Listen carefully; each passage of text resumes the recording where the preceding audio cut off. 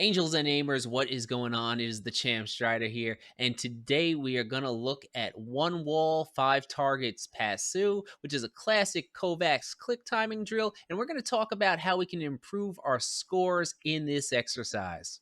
So one wall, five targets pasu, it's one of the most highly recommended click timing drills in kovaaks. It has over 240,000 participants, but here is the thing: when targets are moving, it lets people know how just horrible their aim is sometimes, and the average score is just horrible on this drill. It's only 31, which means half of the players of those 240,000 scored lower than 31 on this.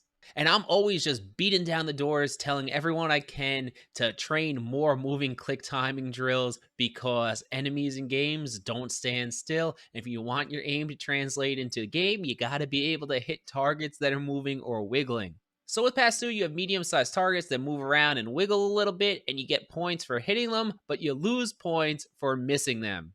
And I just wanted to make it clear that we're on the classic version of Pasu. There's a lot of people who will argue the benefits of doing the reload version instead, and that's all fine and good. But the people who argue it's better or worse, to me, that's like people in the gym arguing what's the best type of bicep curl. There's a ton of good ways to do it. I don't know if there's necessarily one that's so much better than the other. To me, that's overthinking, but you can do which either version you want because the best players in the reload one and the classic one tend to be the same people. So when we're talking click timing or click timing technique, what a lot of beginner players, what they want to do is when they see a target moving, they want to put their crosshair or their dot in front of it, wait for the target to cross it, and then boom, time the click, right? And that's one of those things that, it's right in the definition, click timing, right? But it's not as effective necessarily in training or in games because you can't always predict where a player is going to run to.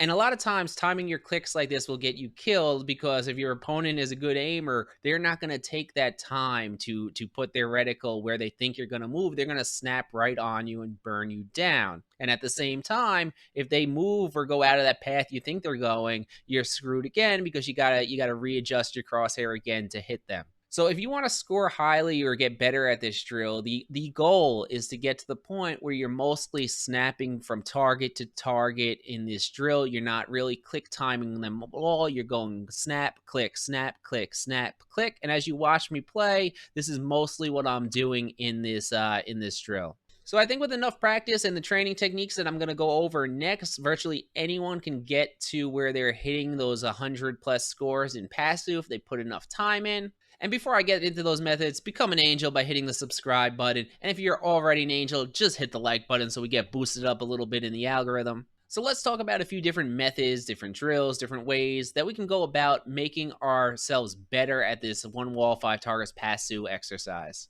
And we're going to start on a very easy click timing drill called Ignis Esport Training Easy. And this drill is basically just a carbon copy of floating heads timing 400%, except the targets are much bigger. Think like the size of one wall, six targets, or about the same size as the pasu targets. And in this drill, the targets just move horizontally, so they're easy to predict, and they're also pretty easy to hit. And there's two real reasons to train this drill or to warm up on this drill. And the first one is if you're new to click timing and you're one of those players who's scoring, sub 50 on passive, it means that you're not really comfortable yet with shooting the moving targets. So we want to develop that comfort with targets actually being moving while they're moving a bit slower and a bit more predictable, because nothing's more demoralizing than playing passive and just missing almost every shot for a minute straight, right? It just sucks, and you don't get any improvement if you're just like, it's like in gaming. If you're just getting demolished every game, you're not going to get really that much better. So what I'm saying is you need a mix of success and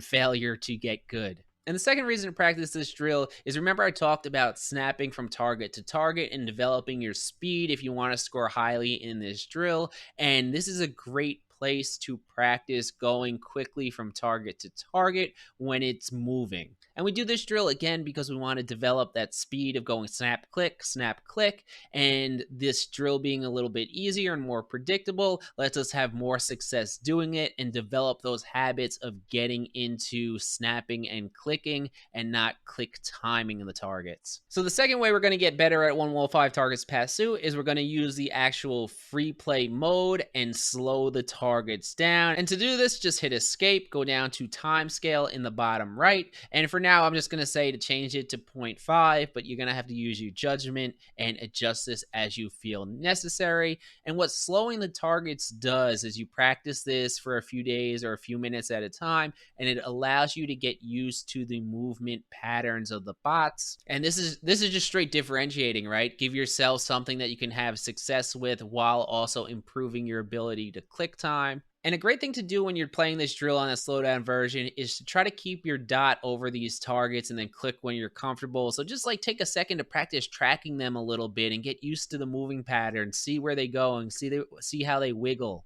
And as I recommended, I would say just start at half speed and then move it up. If you're hitting 85+% of your targets, it's probably time to crank it another 10%. And this is something that you can do, for 5-10 minutes at a time. Just keep moving up until you get to going back to that challenge version and seeing how you're doing. But again, this is something that will take time. This is not an instant thing. It takes months to go from a 30 pasu player to a 85 plus pasu player or something. These things take time and you got to practice at them.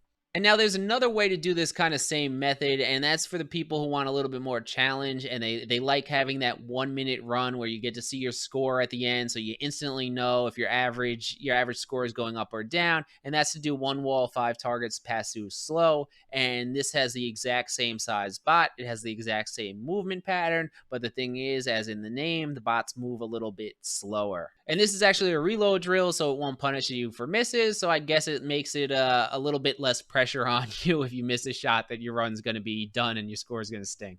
All right, so now I'm confident anyone can take these tips and these drills to improve their score. But just before we go, I got one kind of last tip for you guys, which is don't over aim on these drills. And it's kind of hard to even express what I mean by this, but sometimes we try to follow, we try to track the target for so long, it's moving back and forth, and we're trying to stay with it because we don't want to miss our shot. And to me, that's over aiming, and you got to kind of trust your instincts, trust your aim, trust your mind, trust your body, all those things. And you just kind of got to move to it and let yourself shoot.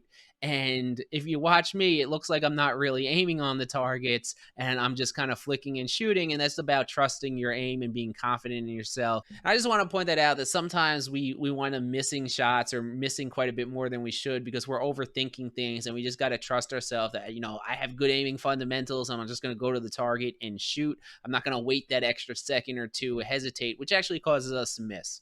All right, guys, that's going to be it for me. And as I said earlier, support the channel by becoming an angel. I make aim training videos and FPS videos every single week, and you don't want to miss them. Champ out.